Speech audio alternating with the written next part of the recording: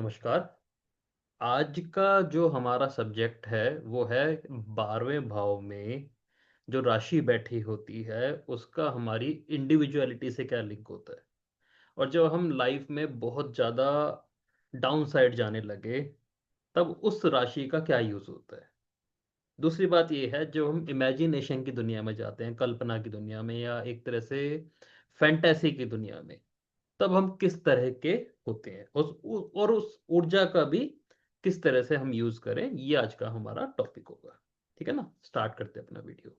देखिए, कुंडली में ना जो 12th हाउस है उसे ना लॉसेस से यानी हानि, खर्चा, अकेलेपन से जोड़ के देखा जाता है।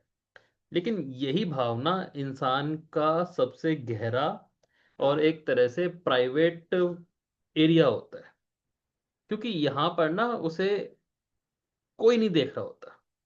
मतलब एक बात कही जाती है ना कि एक इंसान को ना एक इतनी पावर दे दीजिए कि वो जो चाहे वो कर सकता हो, और उस टाइम पर जब वो जो बिहेवियर करता है वो उसका असली चरित्र होता है। तो जो कुंडली का जो लगन होता है ना, वो तो पर्सनैलिटी दिखाता है एक तरह से। और पर्सनैलिटी को बनाने में समाज का, स्कूल का, फैमिली का, हालातों का, देश काल पात्र का, हर चीज का एक तरह से पार्ट होता है। लेकिन 12वां भाव ऐसा होता है जो हमारा रियल भाव है, जैसे एक सपनों की दुनिया, जहां पर सब कुछ हमारे हिसाब से चलता है और हम सीमाओं से बाहर चले जाते हैं। ठीक है ना। ये एक ऐसा एरिया जहां पर हमें कोई नहीं देख रहा होता और हम जो भी करते हैं बिना किसी डर के करते हैं, सपने देखते हैं, कल्पनाएं करते हैं, और ज्यादातर केसेस में हम जो वास्तविकता है, रियलिटी है, उससे बहुत दूर चले जाते हैं। जैसे हम सपनों में उड़ भी जाते हैं, किसी के साथ कुछ भी चीज कर डालते हैं। तो 12वां भाव जो है ना, वो कहीं ना कहीं अवचेतन मन का होता है। हालांकि वो बात अलग है कि जब इसे व्यक्त करने की बात आती है, एक्सप्रेस करने की बात आती है, तो ये 3rd हाउस से करता है। इस वाले भाव में हमारी फैंटेसी रहती है, हमारे डर रहते हैं, हमारी क्रिएटिविटी छुपी होती है, और वो क्रिएटिविटी जो हमारी पर्सनल है। ठीक है ना। और इसी भाव से ध्यान, साधना, कला और रिसर्च जैसी शक्तियां जन्म लेती हैं। वो बात अलग है कि वो दूस किस कौन से भाव में जाकर अपने आप को परफॉर्म करे, लेकिन जन्म उसका यहीं से हो जाएगा। और इस भाव में जो राशि है ना, अगर उसको ढंग से समझ लिया जाए तो हम अपनी कल्पनाओं को रियलिटी में भी ला पाते हैं। ठीक है ना। और जब हम अकेले होते हैं ना, मोबाइल बंद होता है, दिमाग अपनी ही दुनिया में चला जाता है, तब जाकर ये भाव एक्टिव हो जाता है। अब यहाँ सबसे जरूरी बात यह है कि 12वें भाव में कौन सी राशि बैठी है। क्योंकि भाव क्या बताता है कि भाई अपनी प्रॉपर्टी फिक्स है भाव की। भाव का मतलब क्या हुआ, इमोशन। जैसे सपने देखेगा भाव, लेकिन राशि तय करेगी कि किस ऊर्जा के रूप में वो सामने आएगी, किस तरह के वो सपने देखेगा। काफी लोगों को कंफ्यूजन रहती है भाव और राशि में क्या फर्क है। तो भाव तो फिक्स्ड है। चौथा भाव क्या है, मकान लेना है, गाड़ी लेनी है, ज्वेलरी लेनी है। किस तरह का मकान लेना है, पहाड़ पे लेना है, बीच पे लेना है, मैदान में लेना है, बड़ा लेना है, छोटा लेना है, ये सब राशि तय करती है। फिर उसके बाद ग्रह उस पर स्टैंप लगा देते हैं कि मिलेगा या नहीं मिलेगा। ठीक है ना। तो यहाँ पर जो भी राशि आएगी ना, वो 12वें घर की जो इमेजिनेशन है, उस इमेजिनेशन का स्वभाव और रंग तय कर देगी। ठीक है ना। तो जिस राशि का प्रभाव 12वें भाव में होगा, इंसान की कल्पनाएं उसी दिशा में बह जाएंगी।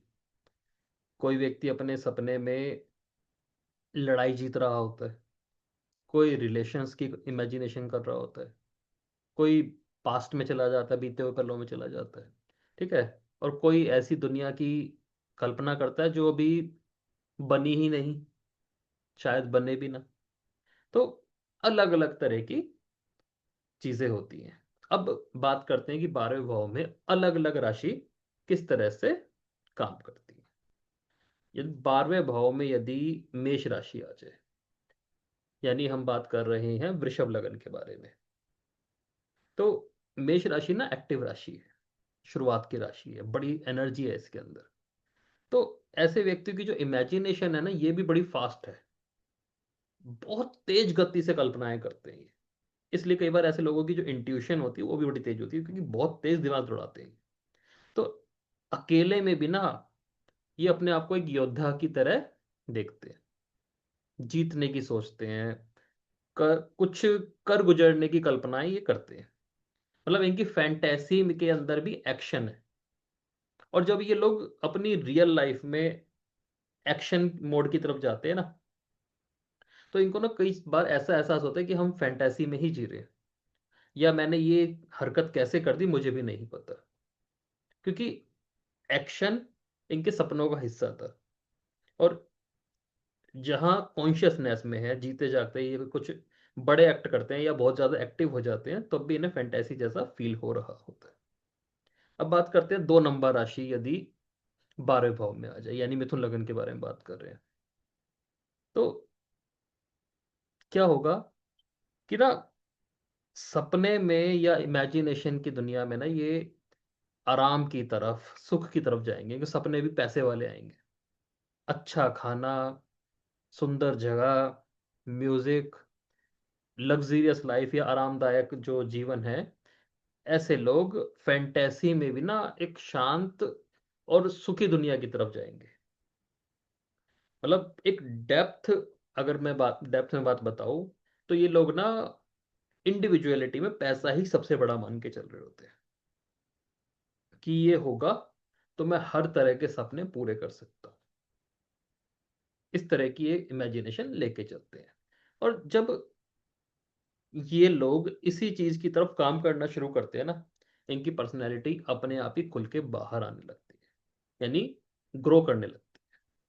क्योंकि ये इनका छुपा हुआ एक तरह का डिजायर है। ठीक है।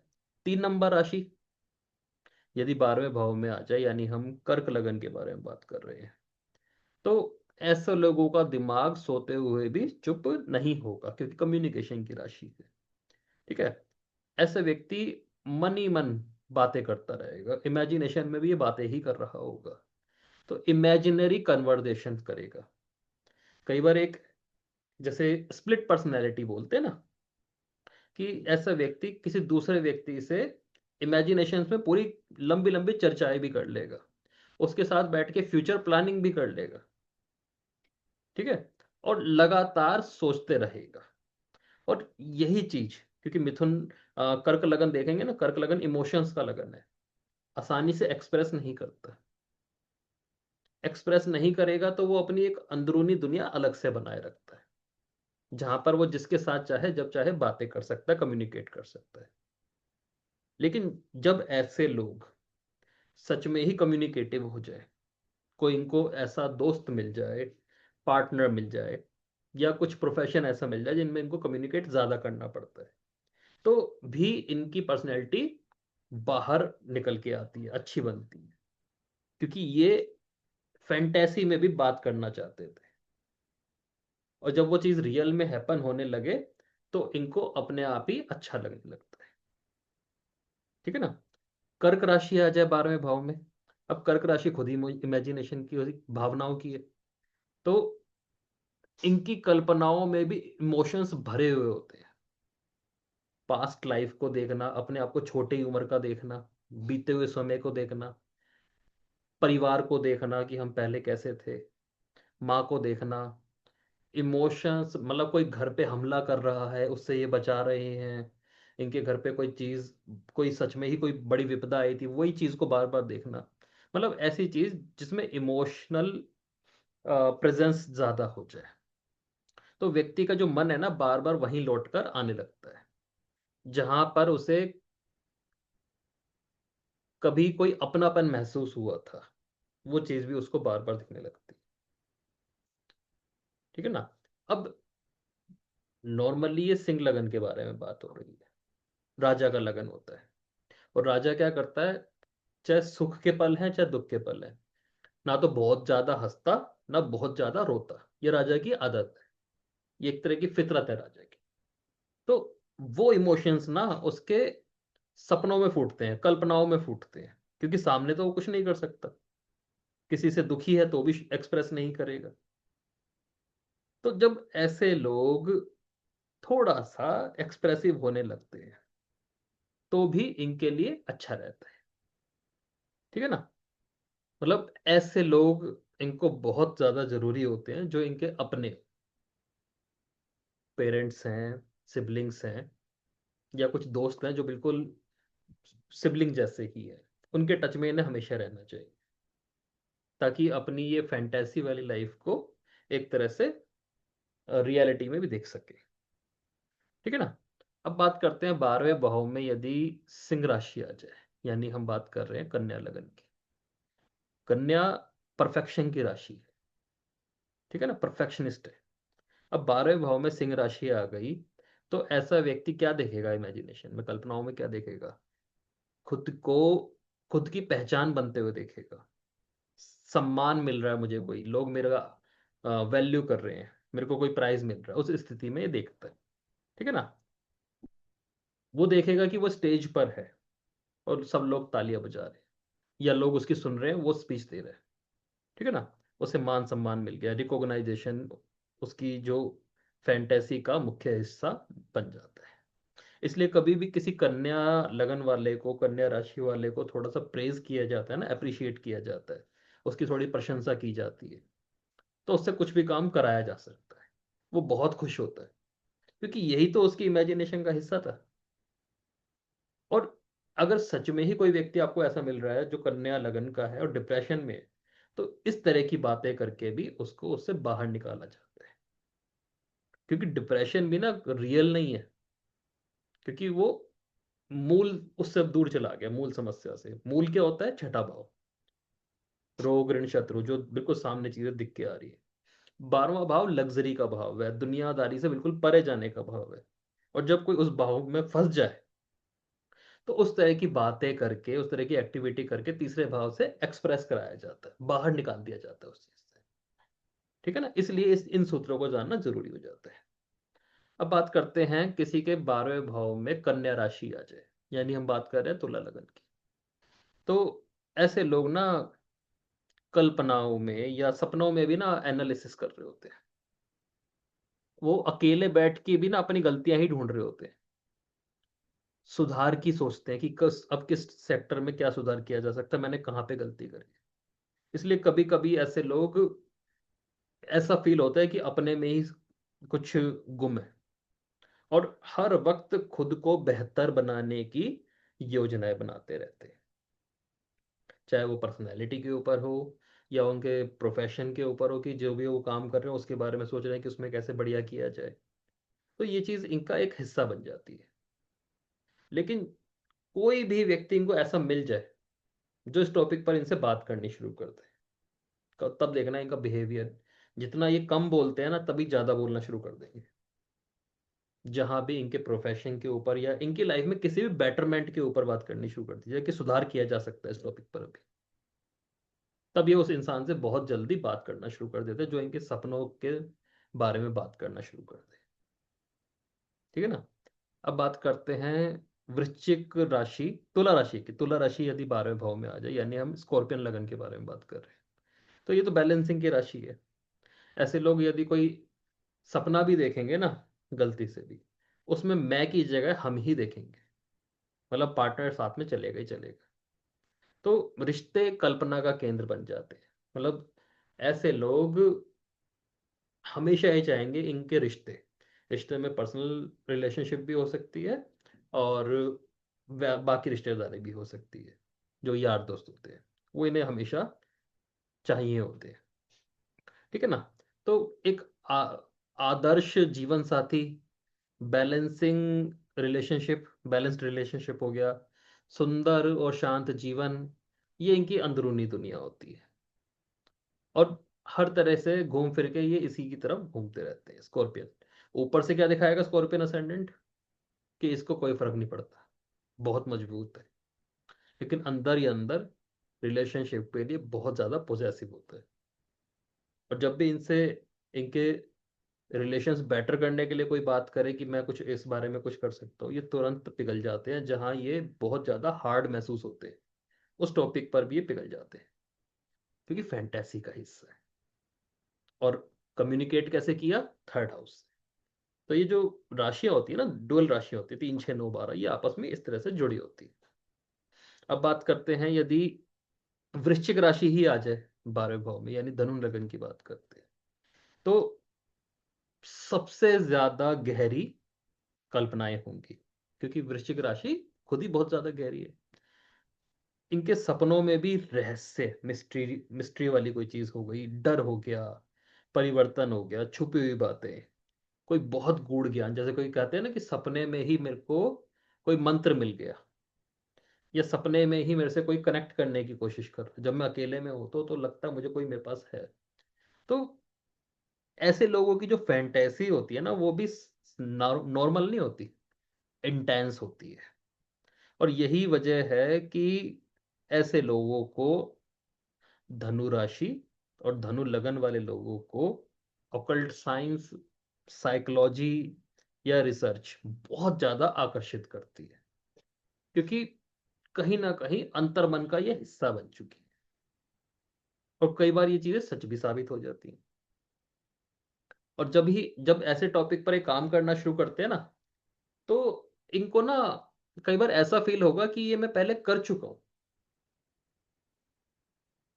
ठीक है ना, जैसे कोई किताब पढ़ रहे हैं ऑकल्ट से रिलेटेड, या कोई जो इनको भा गई हो, कोई भी हो सकती है, तो भी इनको लगेगा कि ये तो मैं कुछ कर चुका, इस पे काम कर चुका हूँ, इस टॉपिक को तो मैं पहले देख चुका हूँ, किसी इंसान से मिले कि मैं पहले मिल चुका हूँ, क्योंकि इनकी जो इमेजिनेशन है वो बहुत ज्यादा गहरी है, जो कॉन्शियसनेस से भी बहुत ज्यादा गहरी जा चुकी है, डिस्कनेक्ट हो चुकी है। जैसे एक माइंड होता है ना, अनकॉन्शियस माइंड बोलते हैं, एक तो सबकॉन्शियस माइंड होता है जहाँ कॉन्शियसनेस के तार जुड़े पड़े हैं, एक होता है अनकॉन्शियस माइंड, जहाँ कॉन्शियसनेस को भी पहुंचने में टाइम लग जाता है, ये वो लेवल हो जाता है। ठीक है। अब बात करते हैं 12वें भाव में 9 नंबर राशि आ जाए, धनु राशि आ जाए, तो ऐसे लोग कल्पनाओं में अपनी लिमिट्स के बाहर चले जाते हैं। हालांकि कल्पनाओं में लिमिट्स के बाहर नॉर्मली व्यक्ति चला जाता है, लेकिन ये जाते ही लिमिट्स के बाहर है। जैसे यात्रा करना कहीं पर, दर्शन करना, जीवन का अर्थ समझना, जो कि बहुत गहरी गहरी बातें हैं, धर्म के मुद्दे हो गए, आध्यात्मिक प्रश्न हो गए। ऐसे लोग ना, मतलब अकेले भी होते हैं तो बहुत बड़े मुद्दों पे बात करते हैं, मैं कौन हूं, क्यों आया हूं। इसलिए कभी कभी ना ये लोग बोरिंग फील हो जाते हैं, क्योंकि इनके साथ बात करना इतना आसान नहीं पड़ता। मकर लगन के साथ या तो इनके साथ प्रैक्टिकल बात कर लो, लेकिन जहां इमेजिनेशन की बात करेंगे वहां ये उन टॉपिक पर बात करेंगे जहां सामने वाला टिक ही नहीं पाएगा। बहुत गहरी बात कर लेते हैं। और कभी कभी बहुत बड़े, मतलब इनके कई बार सोच में ये होता है कि ये इंडस्ट्री टिकेगी नहीं टिकेगी, ये देश टिकेंगे नहीं टिकेंगे, इस टाइप की चीजें चली जाती है। ठीक है ना। अब बात करते हैं मकर राशि यदि 12वें भाव में आ जाए, यानी हम बात कर रहे हैं कुंभ लगन वालों के बारे में। तो ऐसा इंसान अकेले में भी जिम्मेदारी से नहीं भागेगा, सपने में भी जिम्मेदारी से नहीं भाग सकता ऐसा व्यक्ति। तो भविष्य हो गया, अ, भविष्य में जो हमारी लाइफ कैसी होगी, सक्सेस कैसे मिलेगी, कहीं मैं असफल तो नहीं हो जाऊंगा, समाज में मेरा स्थान क्या होगा, ये सब उसकी फैंटेसी में चलता रहता है। ठीक है ना। इसलिए जो 11 नंबर लगन है, कई बार लालच का लगन फील हो रहा होता है, ऐसे लोग अपॉर्चुनिस्ट फील हो रहे होते हैं, लेकिन इनकी फैंटेसी का ही वो हिस्सा है। इस तरह की बातें जब इनसे की जाएगी तो इनको बड़ा मजा आता है, और उस टॉपिक पर ये अच्छे से कम्युनिकेट भी कर पाते हैं। अब कुंभ राशि यदि 12वें भाव में आ जाए, तो इन लोगों की कल्पनाएं सबसे ज्यादा जुदा होती है। जैसे 8 नंबर की थी, 11 नंबर की वैल्यू होती है, क्योंकि ये भविष्य में उस दुनिया के बारे में कल्पनाएं कर रहे होते हैं जो भी 50 साल बाद या 100 साल बाद होंगी, या शायद ना भी हो, जो जा चुकी हो। बहुत अजीब सी चीजें, भविष्य की दुनिया, समाज में बदलाव, नई सोच, अनकन्वेंशनल आइडियाज। ठीक है ना।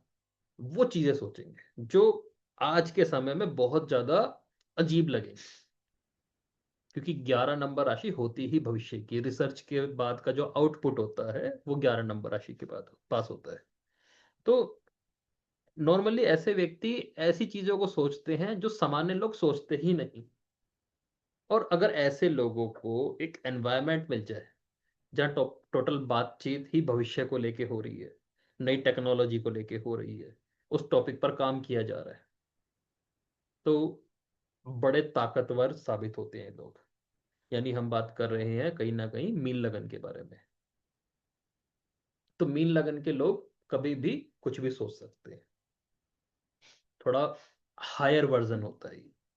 ठीक है ना। और जब मीन राशि ही 12वें भाव में आ जाए, यानी मेष लगन की बात कर रहे हैं, तो ये अपनी ही जगह पर आ गई, क्योंकि काल पुरुष का जो लगन होता है वो मेष लगन बन जाता है। तो सपने, फिल्में, भक्ति, ध्यान, कल्पना लोक, ऐसे व्यक्ति ना आसानी से दूसरी दुनिया में चले जाते हैं, बहुत आसानी से बैठे बैठे दूसरी दुनिया में चले जाते हैं। तो ये एक तरह से सबसे ज्यादा भ्रमकारी स्थिति होती है। क्यों? मेष लगन ना सबसे ज्यादा रियलिस्टिक लगन माना जाता है। ऐसा व्यक्ति जब भ्रम की दुनिया में आ रहा है ना, तो इसे ये भी पता है कि मैं भ्रम में आया पड़ा हूं। मतलब सामने मेरा दोस्त, मेरा भाई मेरे को बेवकूफ बना रहा है, मेरी फैमिली मेरे को भ्रम में डाल रही है, वो भी इसे पता होता है कि मैं डाल रही है, और मैं डल भी रहा हूं, आ भी रहा हूं उसमें। फिर भी जानते बुझ से आ जाते हैं। ये मेष मेष लगन की एक तरह की फितरत होती है। और यही स्थिति सबसे ज्यादा आध्यात्मिक भी बन जाती है। जब ऐसे लोगों को लगने लगता है कि भाई मैं पर्टिकुलर भगवान पे जा रहा हूँ, पर्टिकुलर धर्म स्थान पे जा रहा हूँ, तो मेरे काम बन रहे हैं। और उस चीज पर ये इतने अडिग होके काम करते हैं कि कई बार सच में ही फील आने लगता है कि इस वजह से काम बन रहा है। तो दोनों बातें हो गई ना, भ्रम भी हो गया, अध्यात्म भी हो गया। ठीक है ना। तो मेष लगन वाले जब व्यक्ति अपने साथ ऐसे ही दोस्त जोड़ लेते हैं ना, ऐसे ही एक तरह के लोग जोड़ लेते हैं जो उस चीज में उसका साथ देते हैं। या आप ऐसे समझ लीजिए एक ऐसा माइंडसेट जो क्लियर कट होके चल रहा है। और यदि साथ का दोस्त, साथ का जो फ्रेंड है, वो किसी तरह बिगड़ रहा है, कुछ गलती कर रहा है, तो उसको समझा सकता हो, तो मेष वालों की जो लाइफ है वो बढ़िया चलती है। या यदि इनके साथ ऐसे लोग जुड़ जाए ना जो ये गलती भी कर रहे हैं तो भी इनको जय जयकार कर रहे हैं, तो इनका डूबना पक्का होता है। क्यों? क्योंकि मीन राशि 12वें भाव में आने की वजह से इनकी जो भी कल्पना होगी ना, वो बहुत ज्यादा हाईएस्ट लेवल पे चली जाएगी। क्योंकि मेष वाला जो भी काम करेगा फिर बड़ा ही कर देगा, और उसमें एक तरह से सीधा सिर लेके घुस जाएगा, सोचेगा बाद में, पहले घुस जाएगा। तो कोई एक ऐसा व्यक्ति जो एल्डर ब्रेन का हो, थोड़ा मैच्योर ब्रेन का हो, जो इनको रोकना जानता हो, जब इनको मिल जाता है ना लाइफ में, तो ये तरक्की करने लगते हैं। और साथ जो देने बैठेगा तो वहां पर इनको दिक्कत आ जाती है। तो असल बात यह है कि 12वें भाव की राशि को समझकर हम ये जान सकते हैं कि इंसान ना अकेले में कैसा है। वही कल्पना अगर बिना दिशा के चली जाएगी तो व्यक्ति को कहीं ना कहीं गिरा देगी या अकेलेपन की तरफ ले जाएगी। और उसी ऊर्जा को, उसी राशि की ऊर्जा को सही दिशा दे दी जाएगी तो वही कल्पना या तो कला बन जाएगी, या ज्ञान बन जाएगी, साधना बन जाएगी, या समाधान तो बन ही जाएगी। ठीक है ना। तो 12वां भाव ये बताता है कि आप बाहर की दुनिया से हटकर अंदर क्या जीते हो। और उसमें बैठी राशि ये तय करती है कि वो दुनिया आपको डुबोएगी या ऊंचाई की तरफ ले जाएगी। मतलब उसकी अगर नेगेटिव पॉइंट आप लोगे उस राशि के, उसको चीज को एक्सप्रेस नहीं करोगे, उससे संबंधित संगत नहीं जोड़ोगे, तो वो चीज आपको डुबोई दोगी। ठीक है ना। धन्यवाद।